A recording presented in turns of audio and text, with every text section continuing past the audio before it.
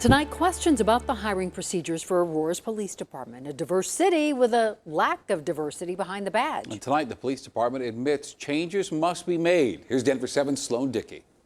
The first step in that is acknowledging that the issue exists. New concern over the hiring practices of the Aurora Police Department. I think some of the frustrations are that our police department and fire department don't necessarily represent our community. Numbers released last week to the Aurora City Council show that white applicants to the Aurora Police Department since 2018 are over 3 times more likely to be hired than black applicants. And despite making up roughly 16% of the city's population, only 4% of officers entering the police department in 2018 were black. Aurora is a very diverse place, and that diversity isn't necessarily reflected in our public safety department. City council members say more needs to be done. Leadership at the Aurora Police Department agree. It's been a long-term systemic issue. The current process, according to officials, omits identification data like an applicant's name or race. But questions in the review process can unnecessarily disqualify certain candidates, like one question asking applicants if they know a friend or family member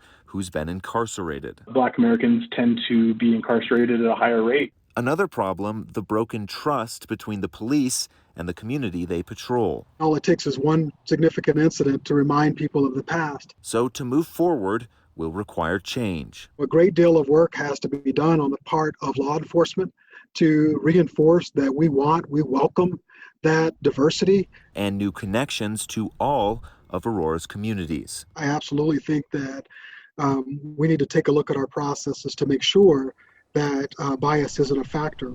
Sloan Dickey, Denver 7.